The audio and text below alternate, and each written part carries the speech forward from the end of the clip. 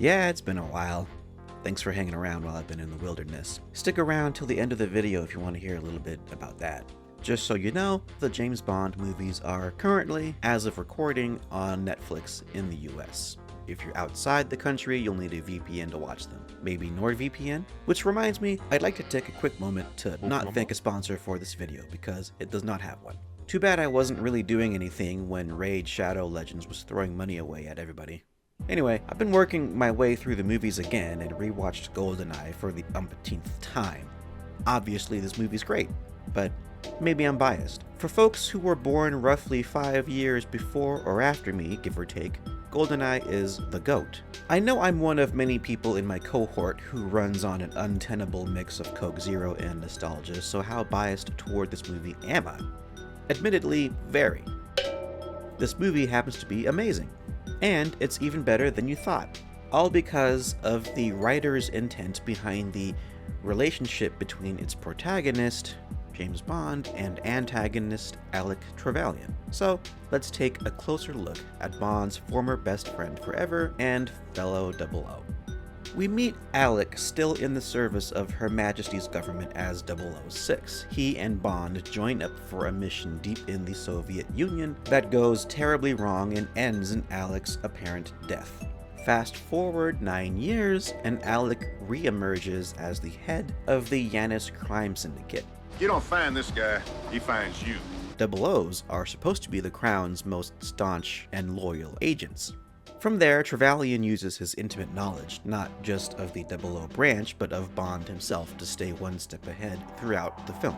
It's easy to write off Alec as a one-note villain with a chip on his shoulder like a lot of Bond villains, but his role goes much deeper than that. And he is the perfect fit for a story meant to recontextualize and reintroduce us to Bond as a character. Because you have to remember, when this movie came out, it had been like 6 years since the previous film. It was at that point the biggest gap between films.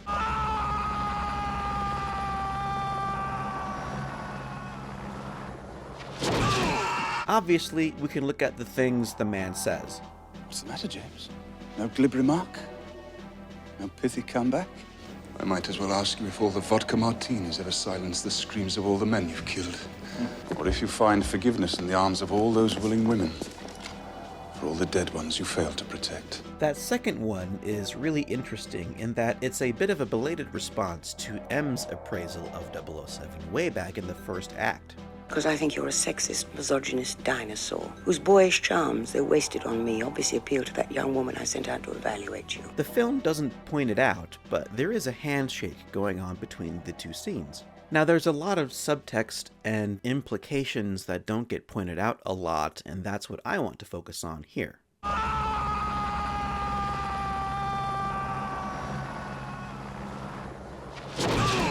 Trevalyan is the reverse image of Bond, and not just in his role as the bad guy.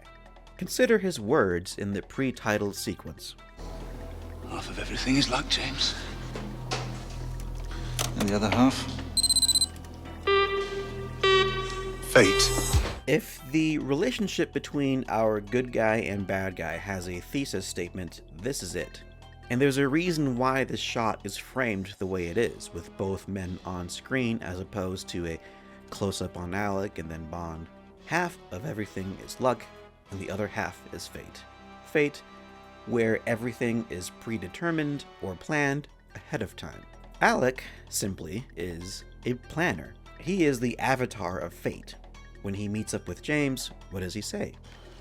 You're late, 007. They have a timeline, and Trevalyan keeps track of it. James wasn't particularly held up on his way in, he just fell behind. Later, when they reunite in the Soviet statue cemetery... Oh, please, James, put it away. It's insulting to think I haven't anticipated your every move. Now, every other villain says they've planned for every move, but Trevalyan, everything from faking his death, to the theft of the Tiger helicopter, to the destruction of Severnaya, to the whole operation in Cuba, he has dozens, if not hundreds, of employees under him. The guy does payroll. What I'm getting at is that you can infer that Alec does not like unaccounted variables. If I had to guess, I bet 006 was an ideal agent. I bet he always returned Q's gadgets and cars in working order, filled up the tank, filed reports on time, and completed missions with minimal complications. And I bet he didn't get any, whatever his version of Bond girls was, killed. Judi Dench's M would have liked him. For my retirement, away from you. Stop this car at once! 007. Don't touch that! 007 has always been a source of frustration for Q, M, and just colleagues in general. He's like a bull in a china shop, if the bull also periodically stopped to sexually harass the plates.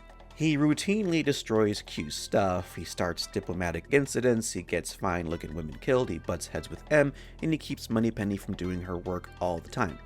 But he also always gets the job done, because he's that other half, luck.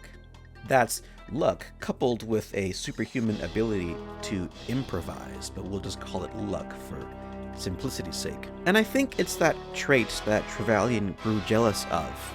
In the pre-title sequence, Bond and Trevalyan's mission includes setting off explosives with a 6-minute timer. That's the timeline he worked out when planning his fake death and betrayal. But James ends up cutting that timer in half, down to 3 minutes, which leads to Trevalyan getting half his face burned. And he really did not like that. Like, Trevalyan brings it up a couple of times. It wasn't God who gave me this face. It was you, setting the timers for 3 minutes instead of 6. I set the timers for 6 minutes. The same 6 minutes you gave me. It was the least I could do for a friend. Bond messed with the plans. Very bad. Conversely, there are dozens of examples of James' penchant for luck, thinking well on his feet, and driving episodes of fortuitous chaos. Just to name a few, driving a motorcycle off a cliff to catch a plane, escaping from custody after Ourumov kills Defense Minister Mishkin, stealing a tank and chasing Ourumov through the streets of St. Petersburg, using said tank to derail Trevalyan's train, and later using this perfectly placed ladder like a trap door when Trevalyan has him dead to rights. So there's a certain dichotomy to be found here, but was it put there on purpose, or am I just seeing things? Well, I think you can honestly infer a certain degree of purposefulness here.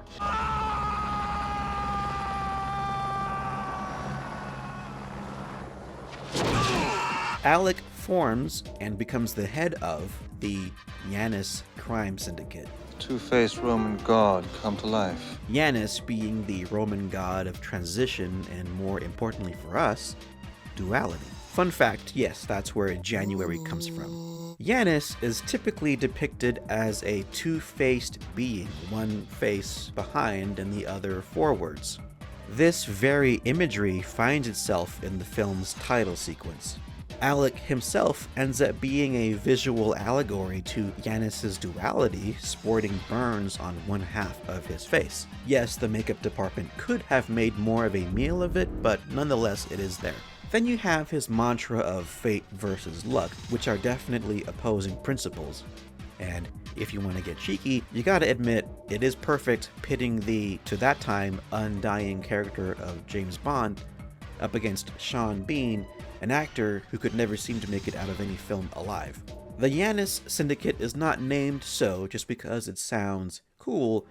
It clues us in to a major theme of the movie, this duality, this two-sided coin.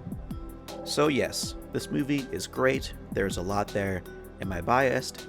Yes. Am I wrong? No. Why we toppled all those dictators, undermined all those regimes, only to come home. Well done, good job, but sorry, old boy. Everything you risked your life and limb for has changed. Trevalyan may not be the most captivating villain in the roster, but he definitely has a lot of stuff to be found under the surface, and that's pretty cool. Mr. Bond here will have a small memorial service, with only Moneypenny and a few tearful restaurateurs in attendance. I guess now I'll tell you what I've been doing, which is nothing really. I guess I just got burnt out and discouraged between the fussy sociopathic algorithm I have to cater to and AI slop and the ever-growing challenge of staying ahead of copyright claims and stuff. I just needed a break. Honestly, it was my last Star Wars edit that did it. You know, the Episode 3 one that kicked it out of me. Disney is crazy protective of Star Wars, and Revenge of the Sith in particular. I don't know. I think I'll have to change up my style at some point. So yeah, not much of a story there, but I figured I should at least address it for the maybe one or two of you who were wondering. Anyway, how have the past 6 months been for you guys? Let me know. For now, stay tough, and stop by again sometime.